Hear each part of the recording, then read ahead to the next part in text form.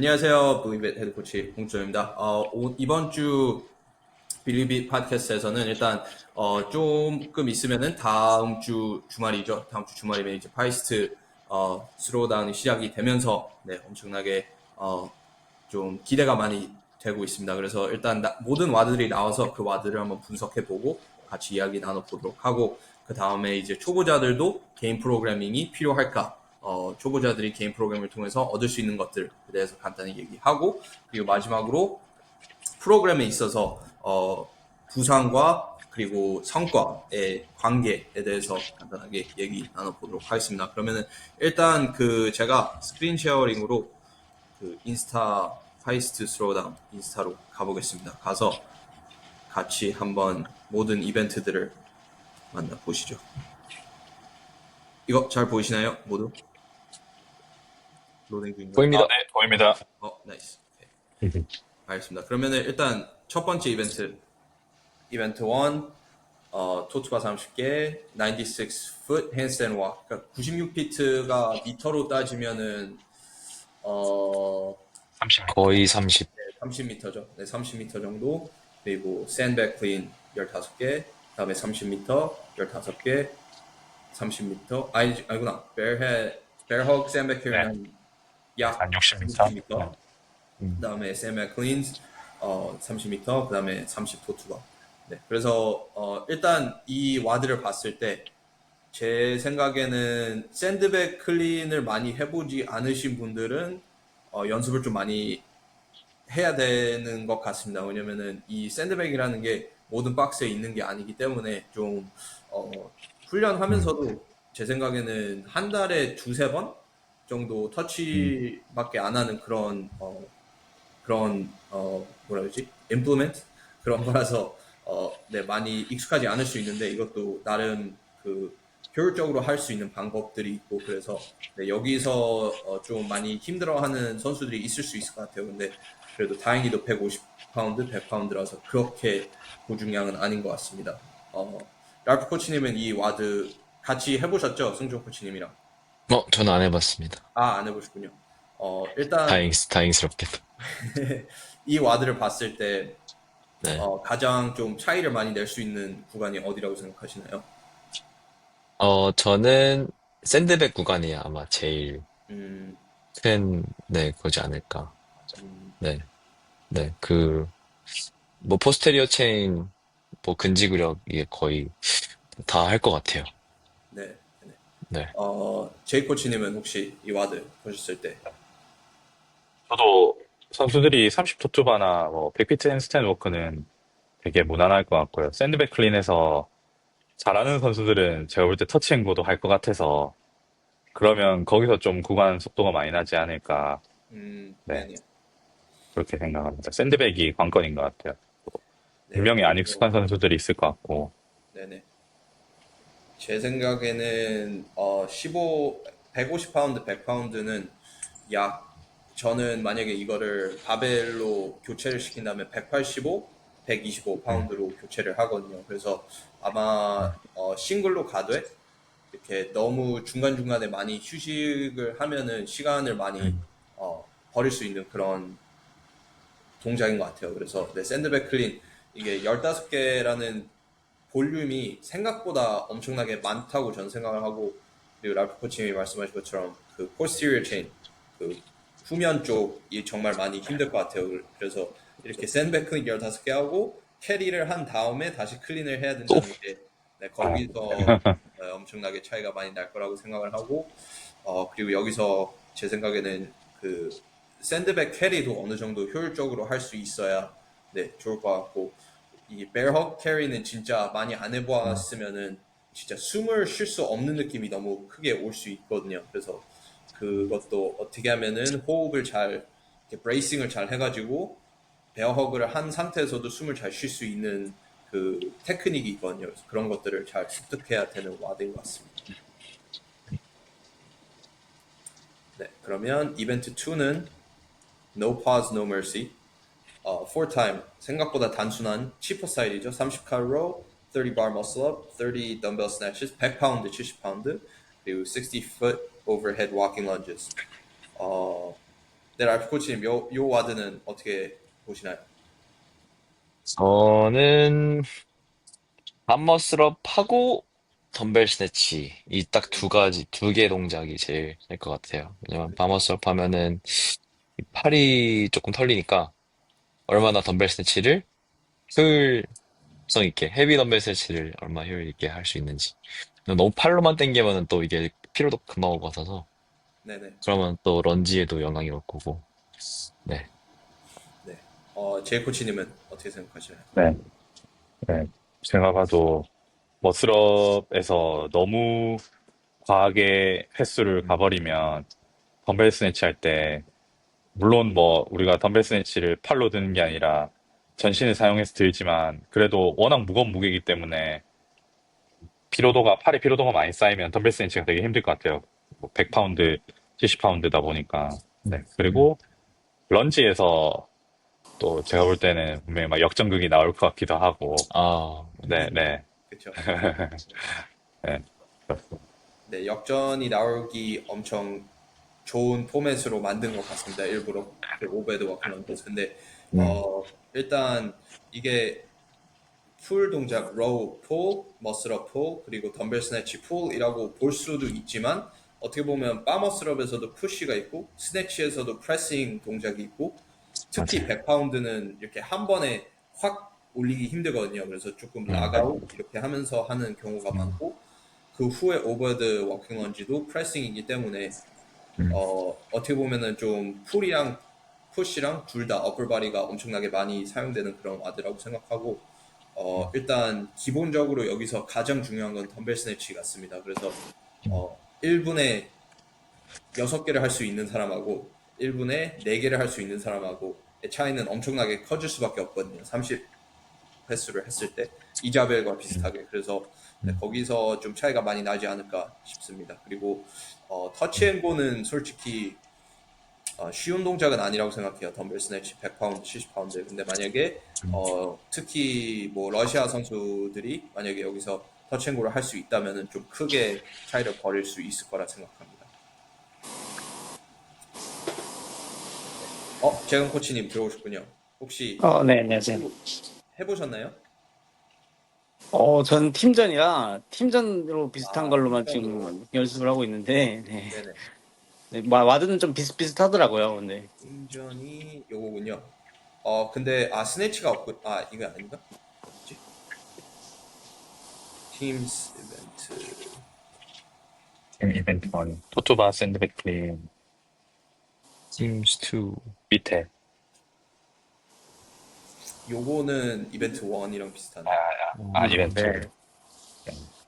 투가 네. 슬러스터. 팀전은 스네치가 없군요. 스네치, 네, 이자벨입니다. 이자벨. 이자벨로 하는구나. 싱크로나이즈 이자벨. 혹시 100파운드 스네치 해보셨나요? 재영 코치님. 네네네. 네, 너무 힘들죠.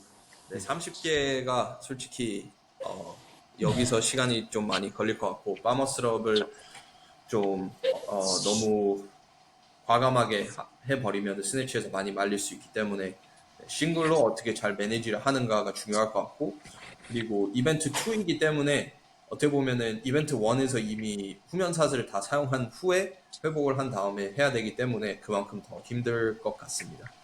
네, 그래서 타임캡도 생각보다는 좀 타이트한 것 같아요. 그래서 로잉 만약에 20칼 1분 안에 20 한다고 하면은 90초. 그리고 파머스럽 빠르면 2분 안에 할 수 있을 것 같아요. 그러면 3분 30초. 그리고 덤벨 스네치는 1분에 10개 하면 솔직히 저는 엄청 빠르다고 와, 생각하거든요. 와, 네. 와, 진짜 6분 빠른데요? 되는구나. 네, 10개가 되구나. 될 수 있을 것 같아요. 타임캡. 네, 캡 안에 못 끝내는 선수들이 좀 있을 것 같아요. 네, 그래서 워킹 런지를 한 2분 안에 할 수는 있을 것 같긴 합니다. 근데 네, 10개, 1분에 10개 할 수 있으면은 이 와드 탑 10 할 수 있지 않을까 싶습니다. 네. 이벤트 3랑 4, 이건 팀이구나. 3랑 4는 One Rep Max, Clean and Jerk, 그리고 Race 4 Time. 저는 좀 놀란 게 헤비 이자벨이 나올 줄 알았거든요. 왜냐면 지금 맞아요. 제가 알기로 음. 모든 오프라인 모든, 세미나이너 네. 다 헤비 음. 이자벨이 있었는데 네, 파이스트만 아직 없는 걸로 알고 있습니다. 그래서 네, 이자벨 대신 그레이스 그냥 보통 그레이스 30클린 저크고 제 생각에는 상위권에 들려면 언브로큰은 해야 되지 않을까라는 생각이 들고 음. 어, 현실적으로 원랩 맥스 클린 저크를 만약에 정말 그 RP 10에 가깝게 한 다음에 2분 휴식을 하면은 지장이 있을까요? 제가 봤을 때는 그렇게 크게 있을 것 같진 않아요. 음, 레벨 네. 크로스피터들한테는 음. 네, 네. 괜찮을 것 같아요. 저는 오히려 조금 더 도움이 될 것 같은 느낌이 들어요. 맞아요. 신경계를 네, 좀, 네. 엄청 네, 가볍게 느껴질 것 같은데. 네, 거의 뭐 포스트 액티베이션 포텐시에이션이라고 거의 약간 확 도움되는 게 있는데 왠지 그런 효과가 일어날 것 같아요, 그죠. 저는 네, 진짜. 그럴 수 막 네. 있어요. 한 360 뜨는데 막, 5개까지는, 예, 맞아요. 5개까지 아무 뭐지? 느낌 없을 것 같아요. 뭐지? 하면서. 네, 그럴 수 있습니다. 근데 요것도 어떻게 보면은 클린 저크 특히 터치앤고로 하면은 힙이 조금 높아야 되기 때문에 예, 또 예. 힌지 후면샷을 좀 많이 사용할 수 네. 있는 그런 와드라고 생각하고 이벤트 2에서도 풀을 많이 했고 프레스도 많이 했기 때문에 네, 어떻게 보면은 좀 프레시하지 않은 상태에서 해야 되기 때문에 30개 언브로큰을 많이 보지 못할 수도 있고 그리고 이거는 혹시 어드밴스를 해야 되나요? 그거는 그거는 제가 아직 아는 부분이 없습니다. 근데 안 하지 않을까요? 안 하는 게 맞다고 저는 그죠. 생각합니다. 언브로큰을 3분 보고 안에 해야 되니까. 싶으면은, 네. 응, 돼요?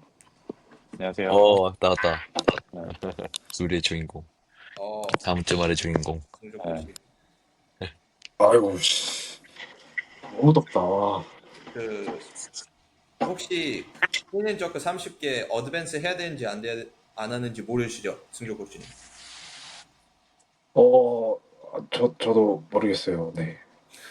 한번 룰북 다시 다 검토해 봐야 될 것 같습니다. 네, 그 브리핑을 들어야 될 것 같아요. 네, 네. 다음 주에. 네. 3분이면 뭐 안 해도 될 것 같은데. 그죠. 네, 제 생각에도 없는 게 맞을 것 같은데 만약에 있다고 하면은 음. 프론트 렉에 갖고 앞으로 어드밴스 해야 되나요? 어, 언브로큰 하려면.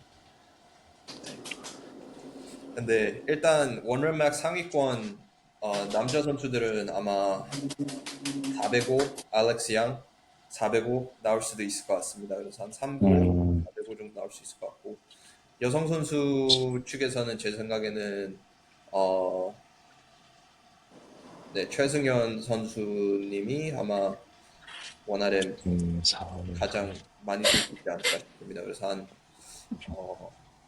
245, 245, 25, 245, 25, 45, 45, 25 25. 정도 네, 나올 것 같습니다. 네. 또 6분이라는 변수가 있어서, 그렇죠. 네. 맞아요. 네. 그래서 그, 아마 어, 아, 3대 3개 할 수 있을 것 같습니다. 준비 땅에서 하나 하고 음, 음, 그다음에 3분쯤에 또 하나 하고 음, 그리고 버저 비터로 하나 하고 음. 그게 가장 현명할 것 같습니다. 그리고 막 눈치 싸움 있잖아요. 막 누가 몇 들었고 막 내가 몇 들어야 되는지 아, 막, 맞아. 네, 막 재밌겠다. 전에 히트 1등은 몇 들었더라 하고 막 그거 막 생각하고 막 도박했다가 막 실패하고 막. 네, 그리고 그 룰북에 따라서 이게 좀 많이 중요해질 수 있는 게 만약에 그 버절 1파운드 비를. 플레이트도 아, 있으면 음, 무조건 껴야 되거든요. 그리고 음, 그때부터는 이제 2.5파운드 플레이트의 싸움이 될 수도 있거든요. 그래서 그거에 음, 따라서 왜냐면 대부분의 사람들이 비슷한 중량 쪽에 이렇게 몰리거든요. 그래서 거기서 조금이라도 잘하면은 올라갈 수 있기 때문에 2.5파운드씩 올라가거나 그럴 수 있으면은 네, 엄청나게 도움이 많이 될 수 있습니다. 이벤트 5는 록아웃, 스러스터 30개, 록 클라이머 5개, 오버 스쿼트 30개.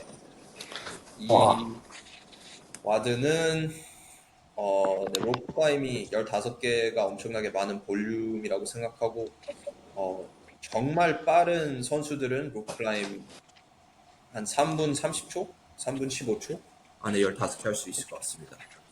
네, 그렇게 하려면은 1분에 5개는 할 수 있어야 되는데 그렇게 하기 위해서는 12초에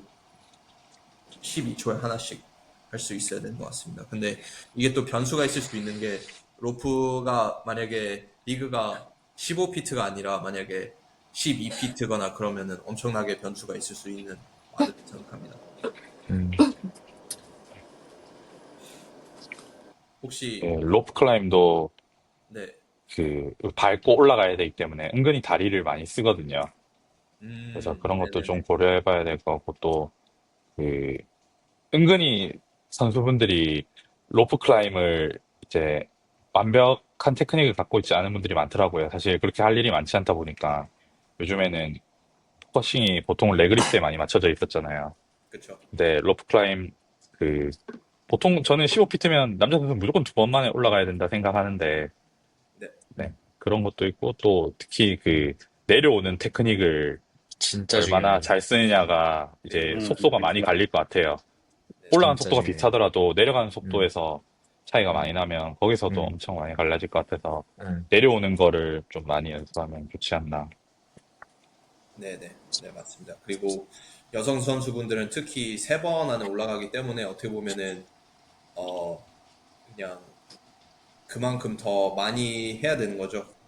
이렇게 밟고 올라가는 네. 거를 45번 해야 되는 거고 이제 남자 선수들은 30번만 하면 되니까 네, 그 차이가 분명히 있고 그리고 말씀하신 것처럼 일단 음.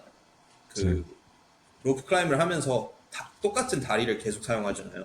그러니까 뭐 대부분 선수들은 오른쪽으로 이렇게 밟고 올라가기 때문에 오른쪽 쿼드만 엄청나게 아플 수 있습니다. 그래서 그것도 매니지를 잘 해야 되는 게 중요하다고 생각하고 어, 네, 제가 아무리 봐도 이 와드는 로프 클라임을 얼마나 잘 효율적으로 빠르게 할 수 있는가에서 차이가 많이 날 것 같습니다.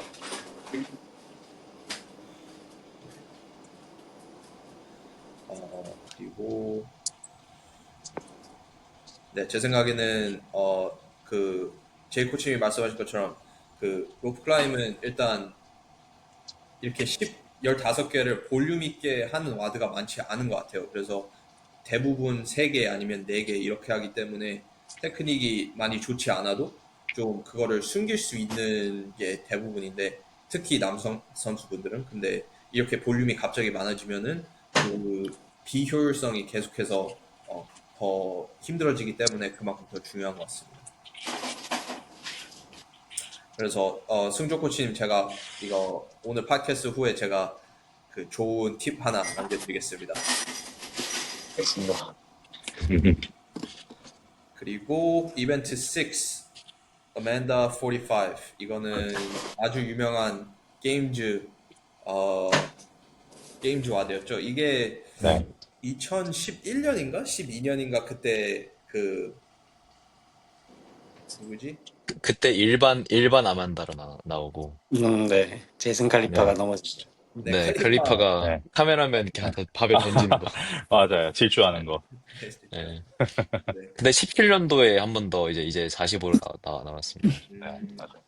네, 맥프레이저가 1등하고. 네.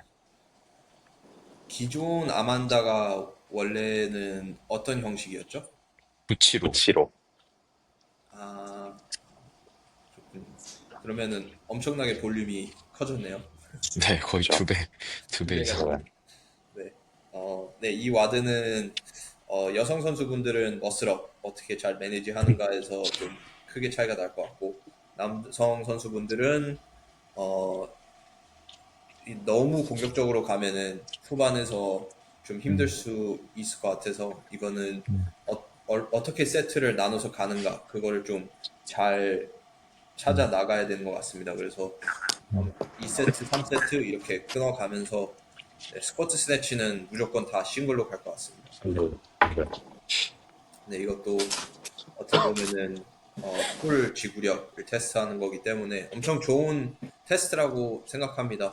그리고 이 와드는 아마 콜튼 머튼스처럼 좀 그런 빌드가 좀 잘하지 않을까 싶습니다. 네, 저런 선수들이 유리하죠. 그렇죠. 네. 스쿼트도 빠르게 할 수 있는 선수가 더 좋은 것 같습니다. 그래서 아주 좋은 테스트인 것 같습니다. 그리고 마지막으로 이벤트 7은 Defying Gravity. 4 time, 15 wall facing, 12 deadlifts, 18, 15 cal echo, 12 wall facing, 9 deadlifts, 15, 12 echo, 9 wall facing, 6 deadlifts. 타임캡 7분. 생각보다 빡신 타임캡인 것 같아요. 근데 아, 승종 코치님은 이거 해보셨을 때 좀 어떠셨나요? 일단 상위권 선수들은 데드리프트가 그렇게 무겁게는 안 느껴질 거란 말이에요. 그래서 그냥 얼마나 꾸준히 가고 그리고 에코바이크에서 얼마나 좀 그 페이스를 올릴 수 있느냐가 상위권 선수들 싸움일 것 같고 이제 두 번째는 월페이싱 햄프를 누가 한 번에 가느냐 이걸로 좀 나뉠 것 같습니다. 네, 네 맞습니다. 이 포맷이 제 생각에는 다이앤이랑 좀 비슷한 것 같아요. 페이스 그러니까 핸드앤 푸시업이랑 데드리프트랑 얘들아. 에코바이크를 좀 넣고 네, 제 생각에는 에코바이크보다는 네, 데드리프트, 스트렝스에서 좀 많이 중요해질 것 같고 그리고 언브로큰으로 핸드앤 푸시업을 할 수 있는가 거기서 차이가 좀 많이 날 것 같습니다. 네.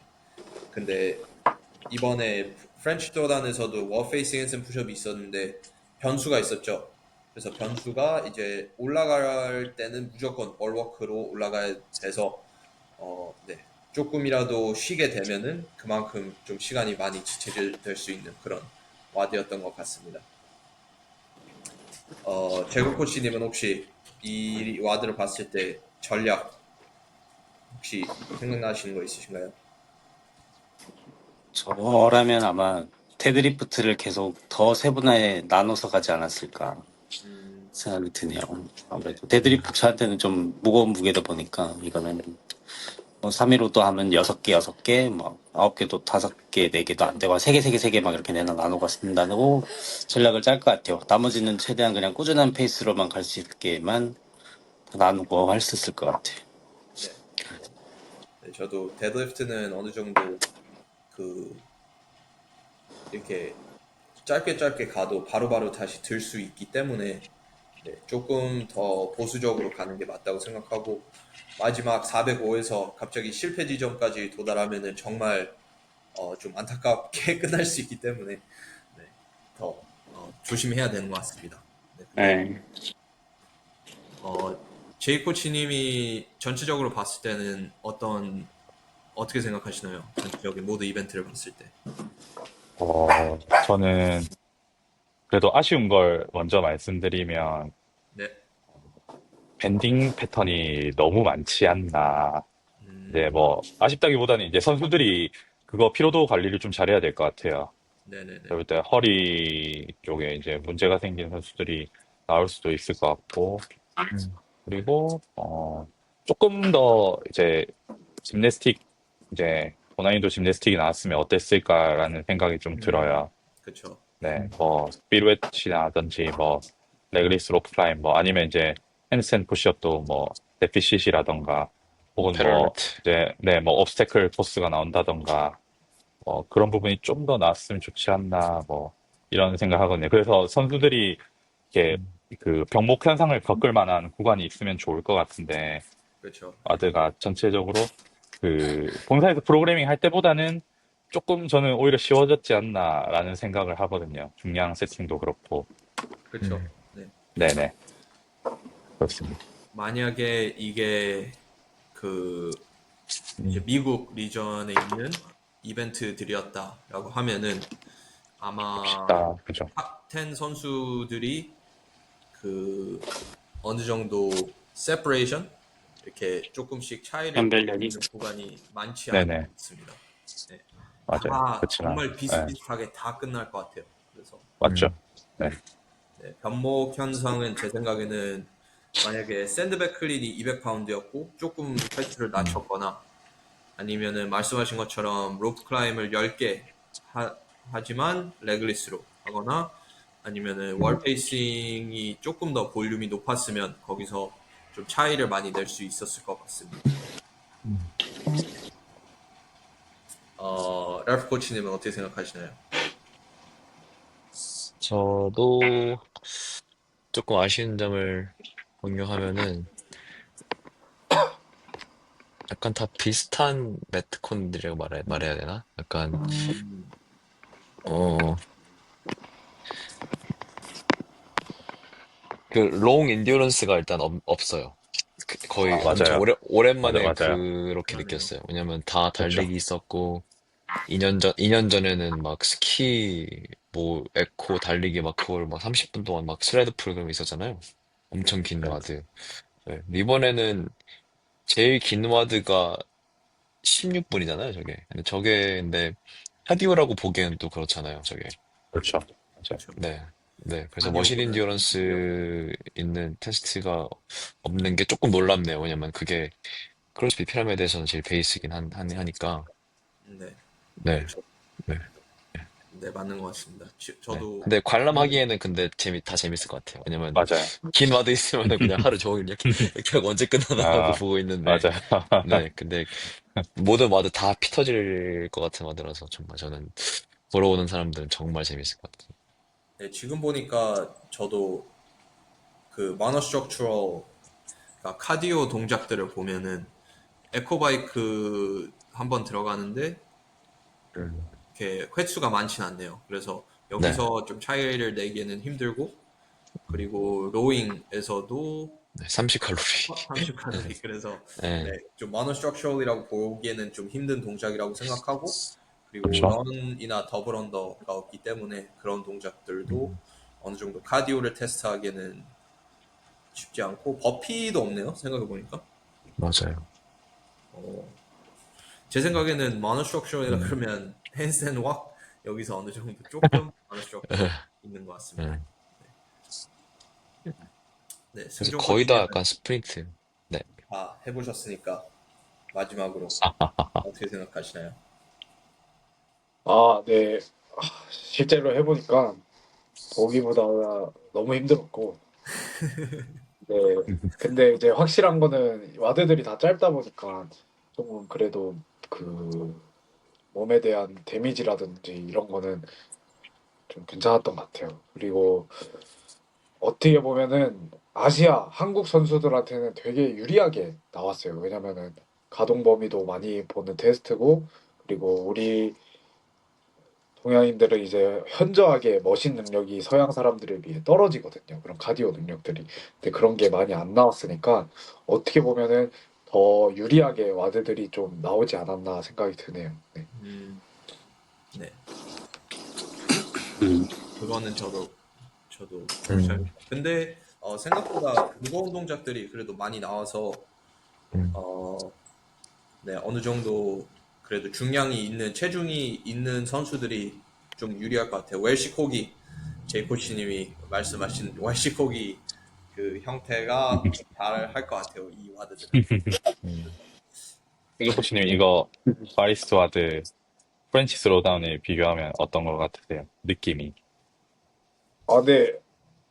뭐 이벤트가 적어서 괜찮았긴 한데 힘든 건 비슷한 것 같아요. 진짜요? 네네네. 어, 힘든 건 비슷한 것 같습니다. 저는 파이스트 세미를 2번 다시 할 것 같아요. 프렌치를 하든. 일단 첫 번째 그래도 와드부터 프렌치는 그 이벤트 2 아니면 뭐 헤비 이자벨 이런 것들은 막 엄청 힘든 와드들은 아니었거든요. 그러니까 음, 얼마나 누가 순환을 잘하냐 그런 거였었지.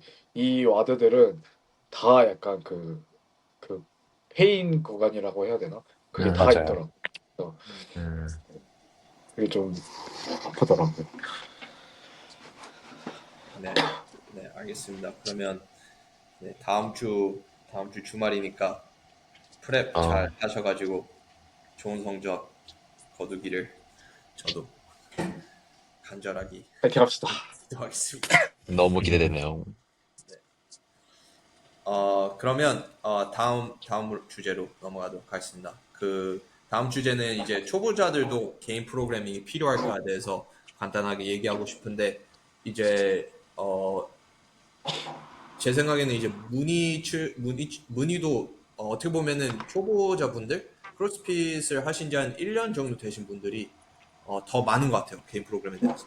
근데 제 생각에는 그 이유는 이제 개인 프로그램에 대한 그런 좀 아직 알지 못해서 그래서 조금 더 알아보고 싶어서 이렇게 오시는 분들이 많은데 대부분 좀 말씀하시는 게 저 1년밖에 안 했는데 개인 프로그래밍 해도 될까요? 이렇게 질문하시는 분들이 생각보다 많으세요. 그래서 일단 그 답변은 제 생각에는 데이 코치님이 일단 초보자들은 개인 프로그래밍을 통해서 얻을 수 있는 것들에 대해서 간단히 어떤 생각나시는 게 있으신가요? 일단은 초보자분들이 하시게 되면 제가 생각했을 때 좋은 점은 좀 더 그 구조적으로 완성된 형태로 올라갈 수 있지 않나 이런 생각을 해요.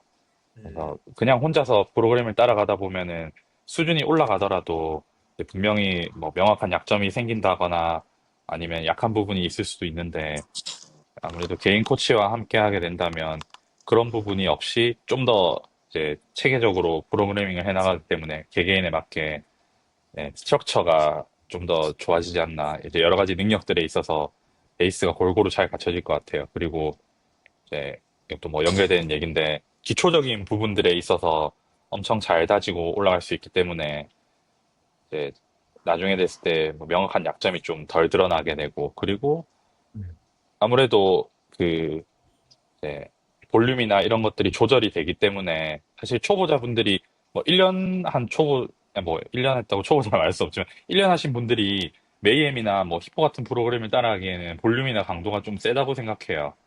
그러면 번아웃이 오거나 부상이 올 수도 있는데 이거는 점진적으로 우리가 만들어 나갈 수 있기 때문에 그런 번아웃이나 부상 방지에도 되게 효과적이라고 생각합니다.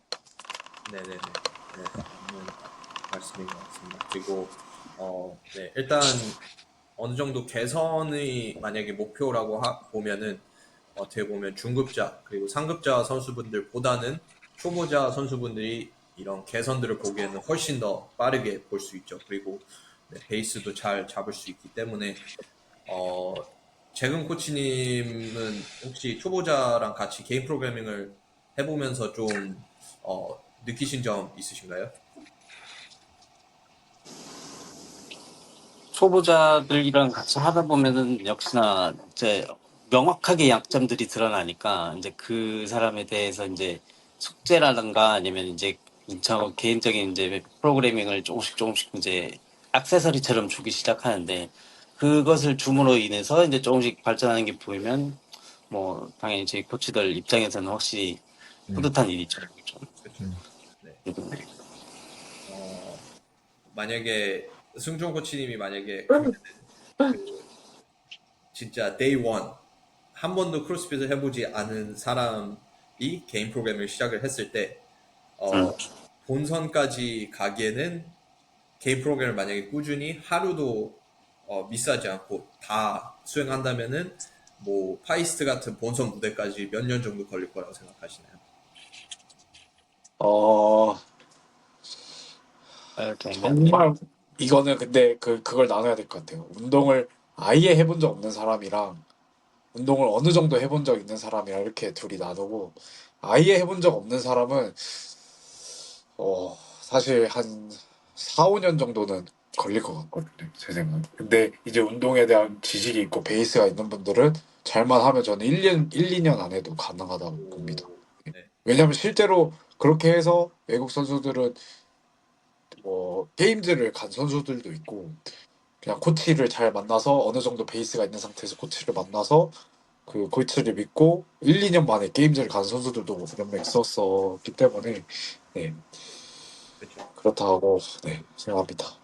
그게 모두가 다 일정하지 않고 그리고 지금 지금 만약에 게임즈가 목표라고 하면은 솔직히 유전적인 면도 좀 많이 중요하다고 생각합니다. 그래서 뭐 만약에 키가 197 막 이러면은 솔직히 크로스핏 게임즈에 가기에는 쉽지 않은 그런 게 있고, 그리고 어느 정도 심폐지구력, 그리고 정신력 이런 것들도 유전적으로 좀 많이 중요한 것 같아요.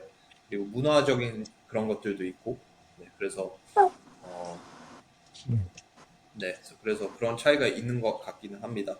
랄프 코치님은 혹시 만약에 제가 그러니까 3년 안에 본선을 갈 수 있도록 하면은 제가 1억을 드리겠습니다 하면은 하실 수 있을 것 같습니까? 아, 무조건이요. 오, 네. 그럼 3년? 3년 좋죠. 2년 가능합니까? 2년이요? 같은 조건인가요? 크로스핏 1일차인가요? 크로스핏 1일차. 한 아, 번도 운동해보지 않은 크로스핏 1일차. 네. 2년? 와, 2년은 좀 빡칠 수도 게임즈가 아니라 있겠네요. 본선. 그, 파이스트 본선. 그래도 그것도 조금 빡세겠네요. 여성 선수들도 상관없습니다. 남성, 여성 상관없습니다.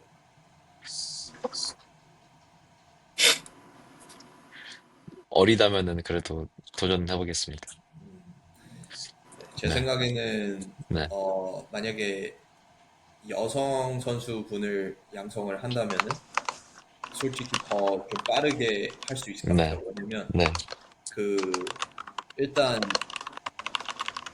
여성 선수분들이 좀 더 체계적으로 하는 거를 좋아하시는 것 같아요. 그리고 부상을 덜 당해요. 왜냐면은 좀 자만심 이런 것들 때문에 막 PR을 하려고 막 그렇게 하는 욕심이 그래도 덜 하기 때문에 제 생각에는 선수로서 가장 중요한 거는 부상 방지하는 거인 것 같습니다.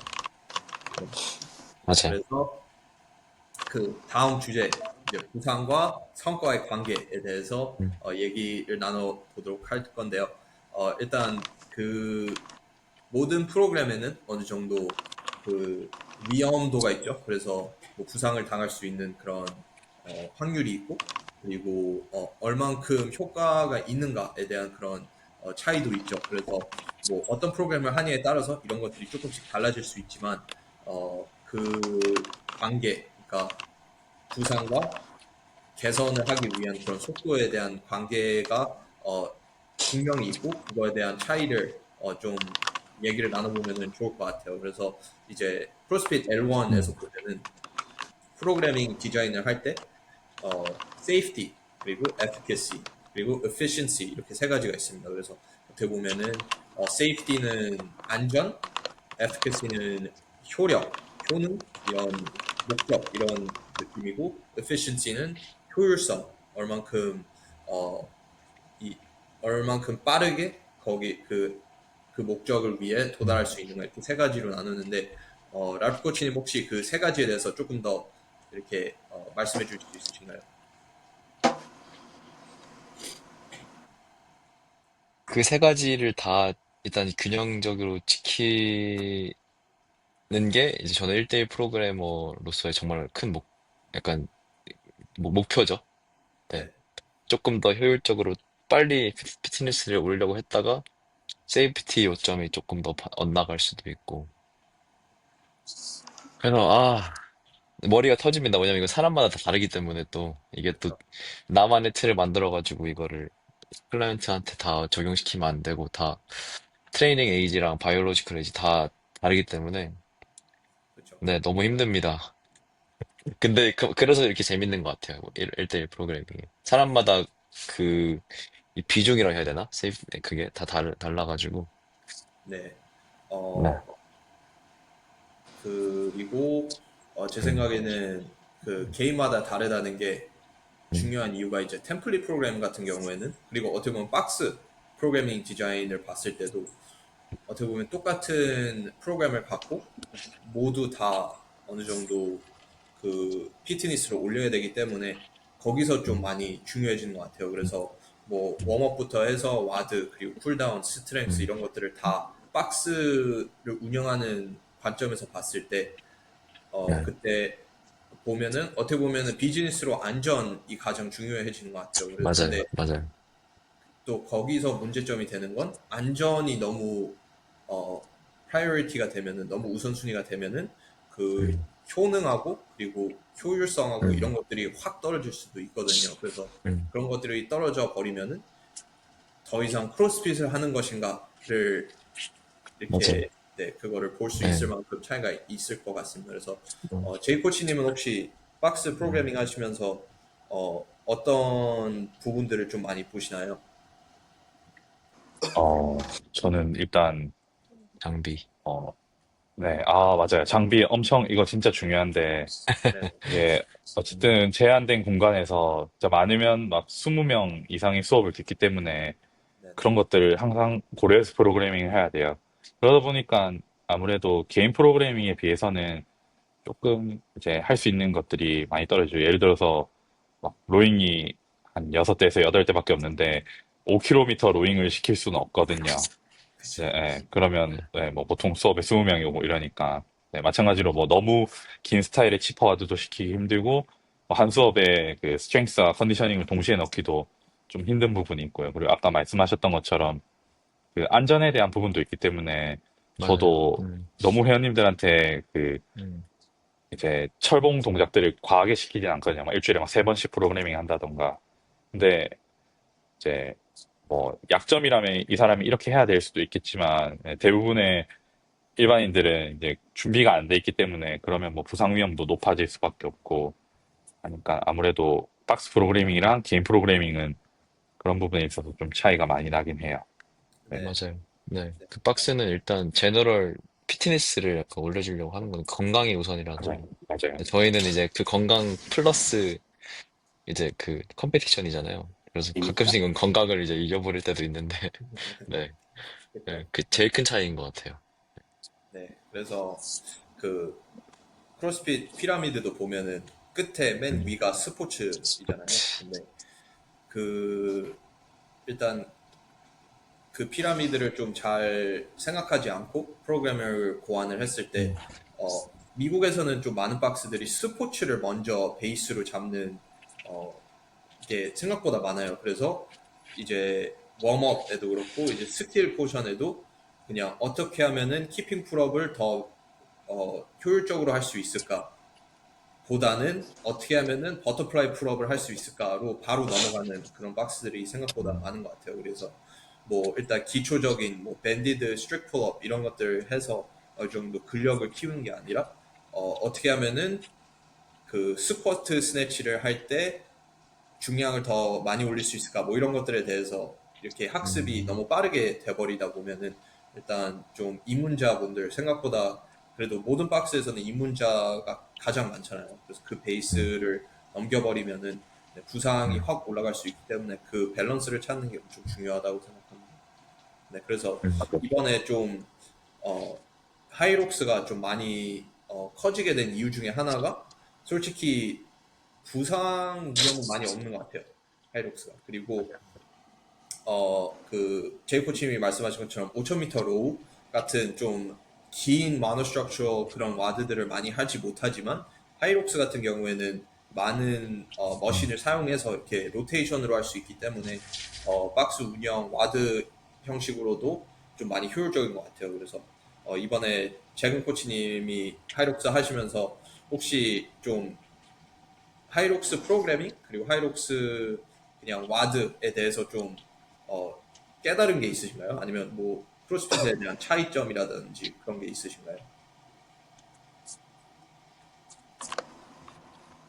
하이록스라면 어차피 결국에 긴 중장거리 운동이고 그 중장거리에 대한 내 몸에 좀 적응이 필요한 시스템의 프로그래밍이 좀 필요할 것 같고요. 최소한 일주일에 한 2번 정도 이제 런 베이스의 이제 네, 그 프로그래밍도 또 필요할 것 같습니다. 그래서 네, 크로스핏이랑 같이 이렇게 같이 이렇게 하게 된다면 아무래도 지금 아마 한 런 2번, 아마 크로스핏 한 3번 정도의 비율 정도로 하면 그래도 좀 하이록스도 같이 조금 개선을 좀 시킬 수 있지 않을까 정도로 이제 저렇게 프로그래밍을 하면서 이제 저희도 이제 매주 목요일마다 하이록스 수업을 하고 있고요. 그렇게 이제 실험을 해보면서 이제 회원들의 반응도 보고 좀 나아지는 것도 계속 보이고 런이나 이런 건 기본적인 카디오 베이스들이 얼마나 개선되는지 조금씩 아직 실험하는 단계예요. 그래서 네.